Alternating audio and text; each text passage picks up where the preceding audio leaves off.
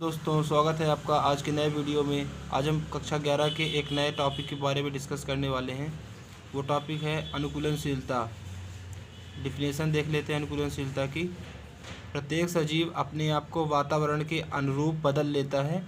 सजीवों का यह गुण अनुकूलनशीलता कहलाता है या फिर अनुकूलन कहलाता है। अर्थात प्रत्येक जीव अपने आप को प्रत्येक परिस्थिति के अनुसार ढाल लेता है या फिर बदल लेता है। तो आइए इसका उदाहरण देख लेते हैं। रेगिस्तान में पाए जाने वाले पौधे वाष्पोत्सर्जन की दर को कम करने के लिए पत्तियां छोटी व कांटेदार हो जाती हैं, जैसे कि कैक्टस।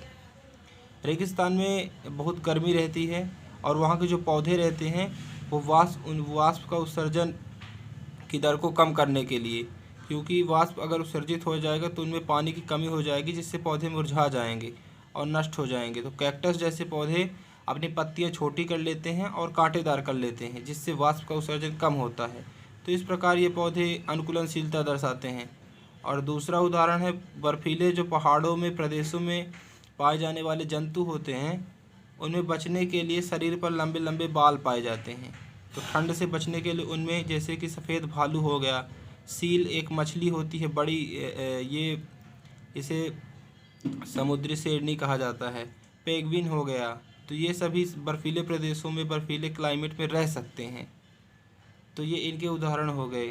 बर्फीले प्रदेश में पाए जाने वाले जंतुओं में ठंड से बचने के लिए शरीर पर लंबे लंबे बाल पाए, सफ़ेद भालू के शरीर पर लंबे लंबे बाल पाए जाते हैं, जिससे उसको ठंड नहीं लगती है।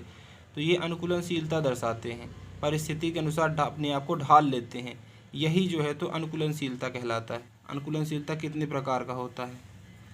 तो एक होता है अल्पकालिक अनुकूलन।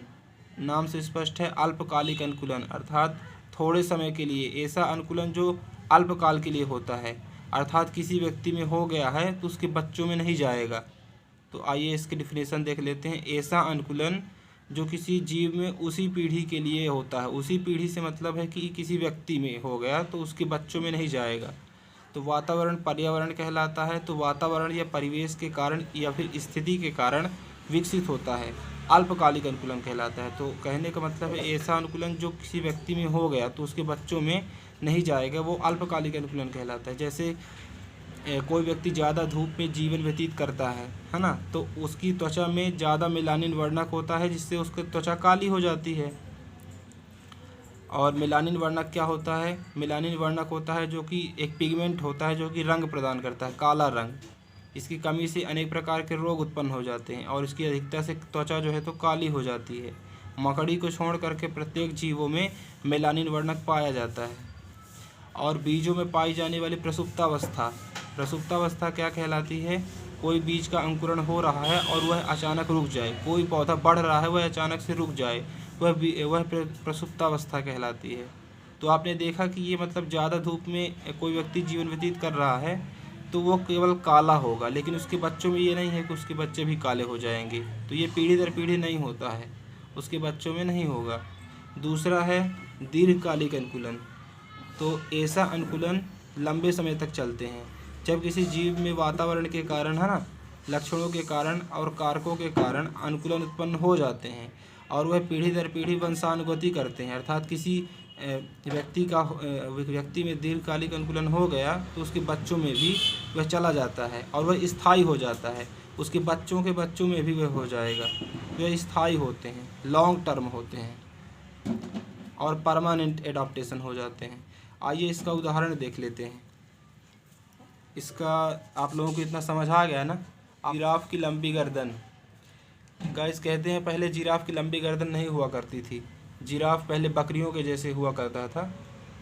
फिर जब वो पत्तियों को खाने के लिए अपना सिर ऊपर उठाने लगा तो धीरे धीरे उसकी लंबी गर्दन में खिंचाव आने लगा और परिस्थिति के अनुसार वह ढलने लगा और इस प्रकार उसकी गर्दन लंबी हो गई और उसके बच्चों के भी गर्दन लंबी होने लगी और आज जिराफ की लंबी गर्दन ही होती है। पक्षियों के पंजों तथा चोंच में अनुकूलन। विभिन्न प्रकार के अलग अलग पंजे पाए जाते हैं पक्षियों के। कोई बाज को देखिए, बाज के पंजे सांप को पकड़ने के लिए होते हैं।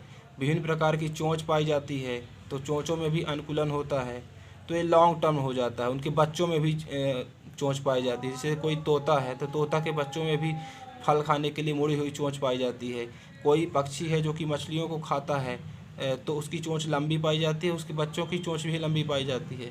तो इस प्रकार ये दीर्घकालिक अनुकूलन होते हैं। दीर्घकालिक अनुकूलन में आइए देख लेते हैं संरचनात्मक अनुकूलन। तो ऐसा अनुकूलन जो जीवों की संरचना में होता है, अर्थात शरीर में होता है। ये अनुकूलन बाहर दिखाई देते हैं, जैसे हमारे हाथ में, पैर में, सिर में, मुंह में कोई अनुकूलन हो गया। जैसे देख लेते हैं उदाहरण, पक्षियों की खाद्य प्रकृति के अनुसार विभिन्न प्रकार की चोंच होना। तो जैसे कोई पक्षी मछली खाता है, कोई पक्षी दाना चुगता है, कोई पक्षी फल खाता है, तो उनमें अलग अलग प्रकार की चोंच पाई जाती है। और ऊँट के पैर गद्दीदार होते हैं, तो ऊँट के पैर गद्दीदार होते हैं। रेगिस्तान में हम लोग चल नहीं पाएंगे, धंस जाएंगे, लेकिन ऊँट के पैर गद्दीदार होते हैं, नीचे तो वो चल लेते हैं आसानी से। 30-30 गैलन पानी पी लेते हैं, लंबे समय तक पानी नहीं पीते हैं फिर, क्योंकि रेगिस्तान होता है। तो वो उस हिसाब से रेत में और रेगिस्तान में उस हिसाब से जो है तो अपना उनके पैर गद्दीदार हो जाते हैं। हमारे यहाँ राजस्थान में रेगिस्तान है। और दूसरा देख लेते हैं क्रियात्मक अनुकूलन। तो वह अनुकूलन जो किसी जीव की कार्यकी में परिवर्तन लाता है, इसे शारीरिक अनुकूलन भी कहा जाता है। फिजियोलॉजिकल एडाप्टेशन, जो शरीर के अंदर होते हैं, ये हमें बाहर से दिखाई नहीं देते हैं। जैसे कि शाक भक्षी तथा मांस भक्षी के पाचन में पाए जाने वाला अनुकूलन। जैसे शाक भक्षी गाय और भैंस चारा भूसा खा लेते हैं और पाचन कर लेते हैं, हम लोग नहीं खा सकते हैं, हम लोग चारा भूसा ये सब नहीं पचा पाएंगे।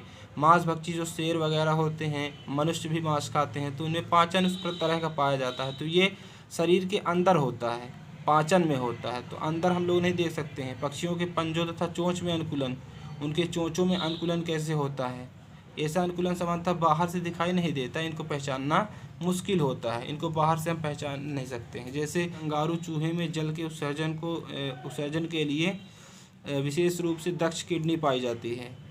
हाँ, तो दक्ष किडनी शरीर के अंदर होती है।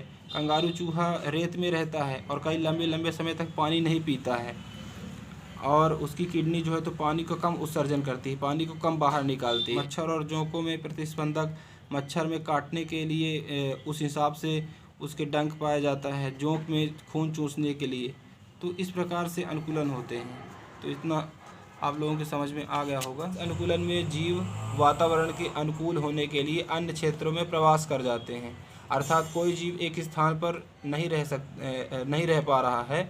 जैसे किसी स्थान पर ज़्यादा ठंडी पड़ रही है तो वह गर्म क्षेत्रों में चला जाता है, तो ठंडे क्षेत्रों से गर्म क्षेत्रों में चले जाते हैं। इस अनुकूलन को व्यवहारात्मक अनुकूलन कहा जाता है।